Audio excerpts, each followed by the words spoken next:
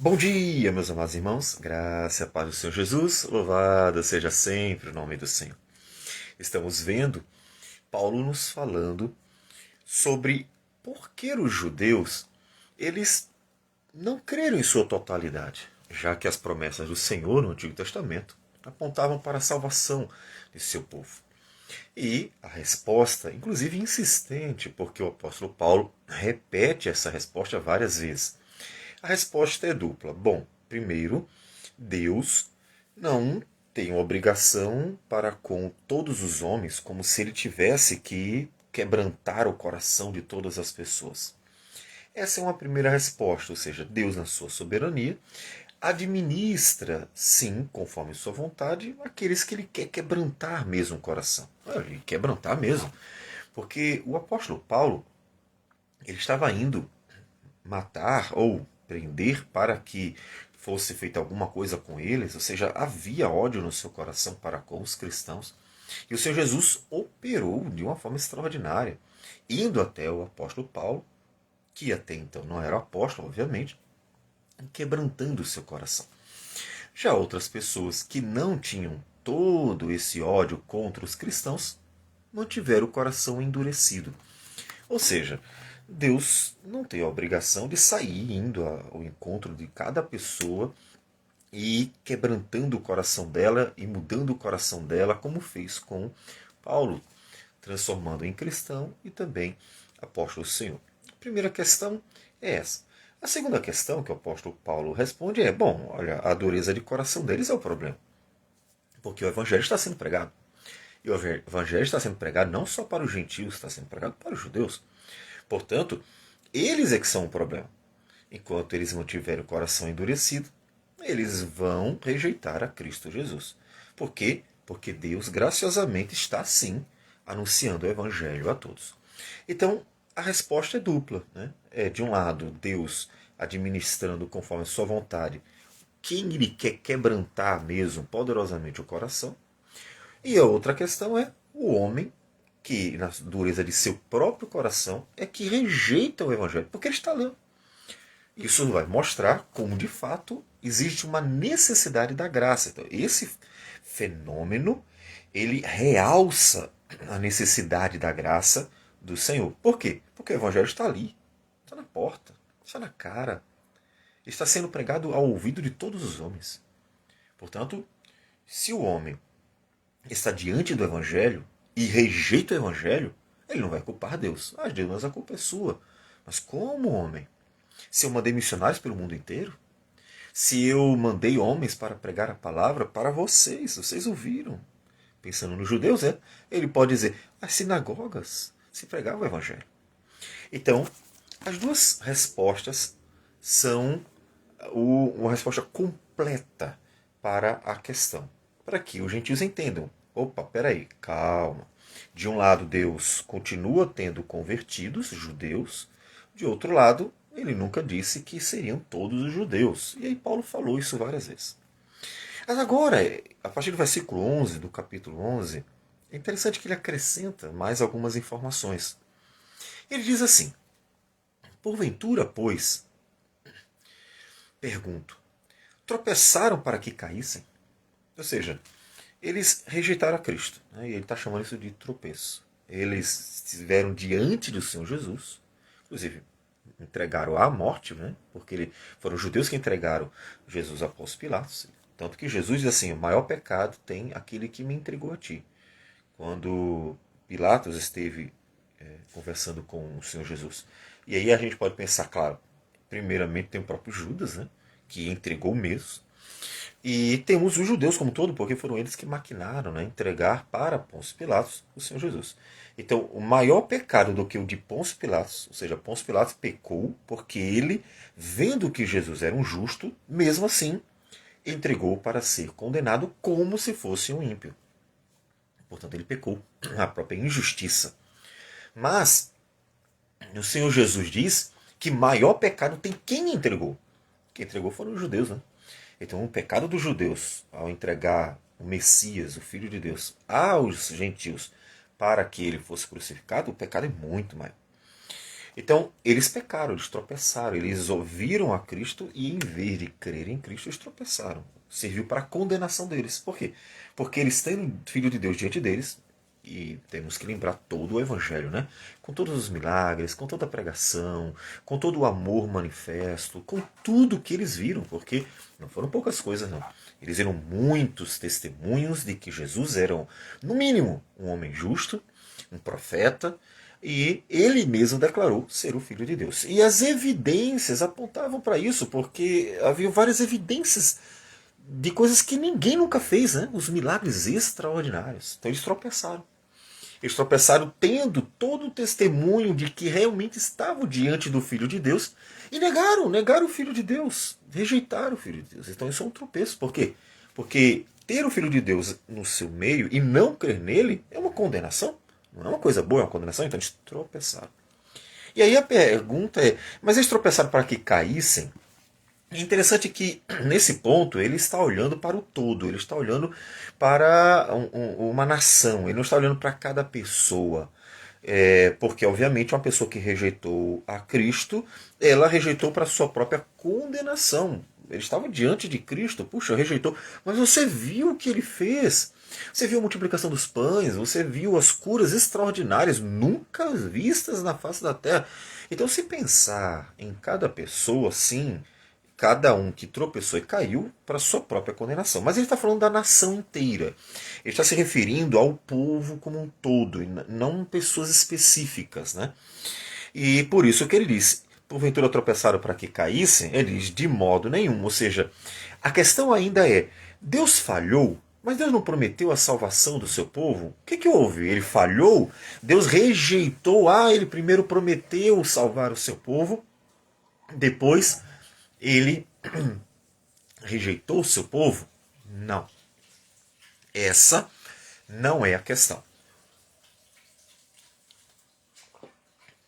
E o apóstolo Paulo fala isso antes, porque, de fato, Deus manteve judeus convertidos. Ele diz assim, mas eu sou judeu. E uma vez que eu sou judeu, Deus não falhou. Eu sou testemunha do cumprimento da promessa de Deus de salvar o seu povo. Então a questão ainda é essa. Deus abandonou Israel? Devemos considerar que não há mais nada a se fazer? Ele disse, não, calma, de modo nenhum.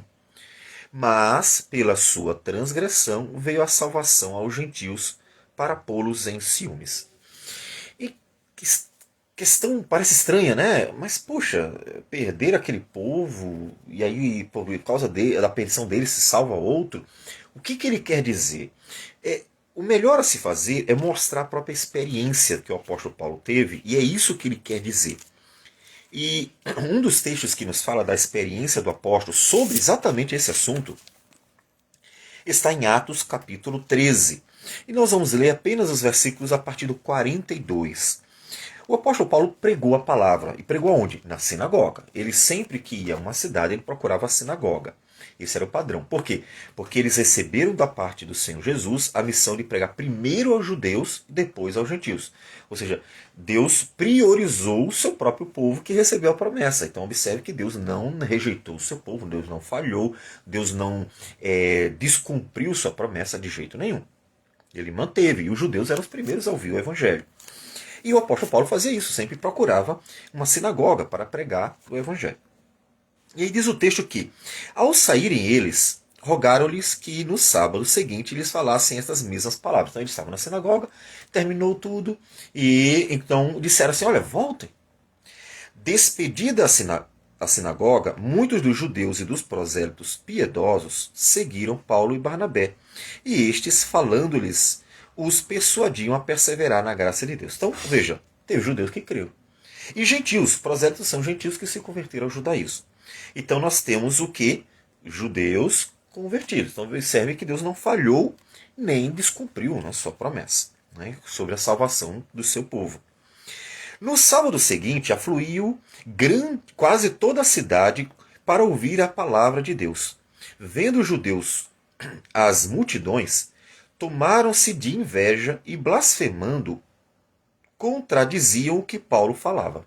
Então, vendo quantas pessoas queriam ouvir a pregação, judeus, obviamente, não os que se converteram, né? Outros, né? Então, muitos judeus começaram a blasfemar, né? Obviamente a respeito de Cristo, né? Porque eles não iriam fazer isso em relação a Deus como eles entendiam, né? Então começaram a blasfemar, né, de Cristo, talvez até do Espírito Santo também. Não temos os detalhes, né, do que eles estavam falando, e tentavam contradizer Paulo, ou seja, estavam desfazendo a mensagem do apóstolo Paulo. Diante disso, então Paulo e Barnabé, falando ousadamente, disseram: cumpria que a vós outros, em primeiro lugar, fosse pregada a palavra de Deus. Veja que se cumprindo exatamente aquilo que estava prometido, a salvação ao seu povo. Mas, posto que a rejeitais e a vós mesmos vos julgais indignos da vida eterna, eis aí que nos volvemos para os gentios. Então observe a experiência dele. Eles pregaram, os judeus rejeitaram, e diante da rejeição, ele diz: olha, já cumprimos a nossa parte, pregamos aos judeus, agora vamos nos voltar aos gentios. Vocês mesmos estão rejeitando. Porque o Senhor assim nolo determinou. Eu te constituí para a luz dos gentios, a fim de que sejas para a salvação até os confins da terra. Os gentios, ouvindo isto, regozijavam-se e glorificavam a palavra do Senhor, e creram todos os que haviam sido destinados para a vida eterna. Então, observe que é exatamente o que ele diz. Mas o que aconteceu então? Bom, Deus não rejeitou Israel. Por que Deus não rejeitou Israel? Porque eu sou judeu, eu creio, e muitos outros, não era só o apóstolo Paulo, né?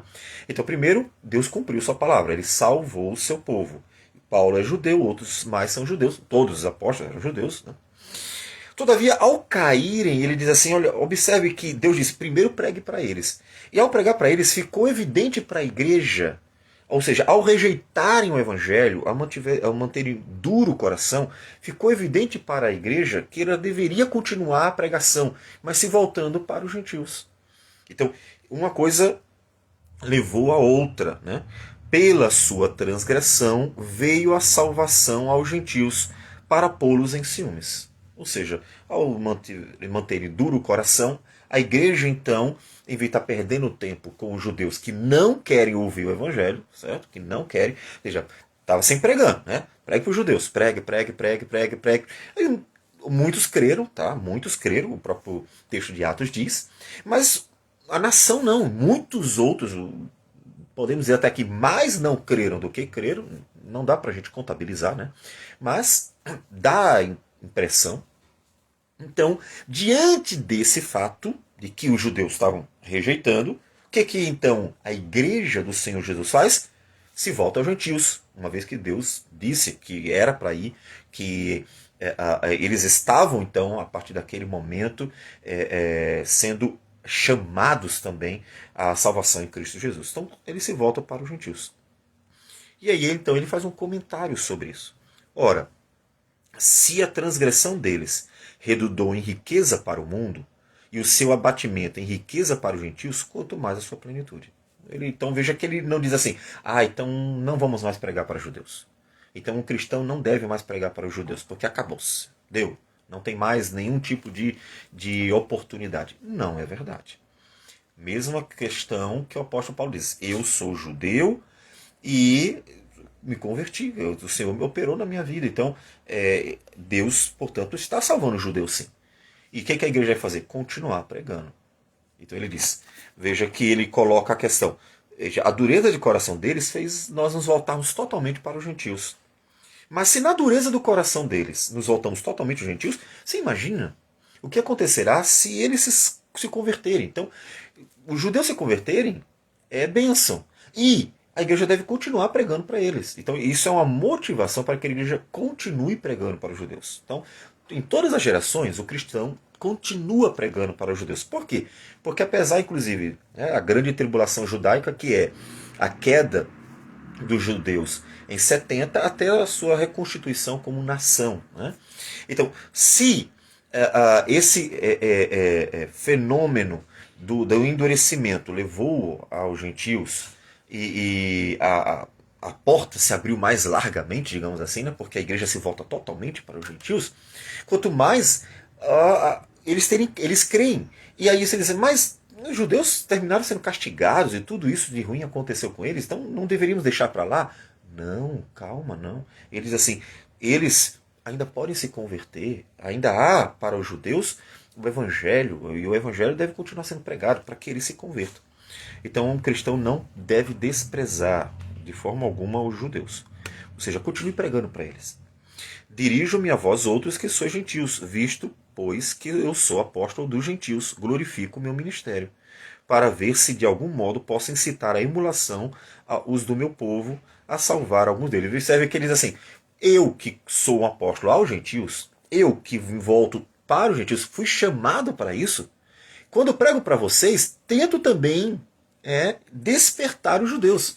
Ou seja, porventura eles ouvindo a pregação que eu prego para vocês e vendo que vocês estão se convertendo, pode ser que eles fiquem motivados a também, ou seja, não vamos ficar para trás. Né? A ideia dos ciúmes é, não vamos ficar para trás. Os gentios estão sendo abençoados, os gentios estão sendo convertidos, os gentios estão sendo abençoados pelo Senhor, e nós não vamos ficar para trás, nós queremos também. Né? Então, a ideia dele é essa, despertá-los, motivá-los a também se converter.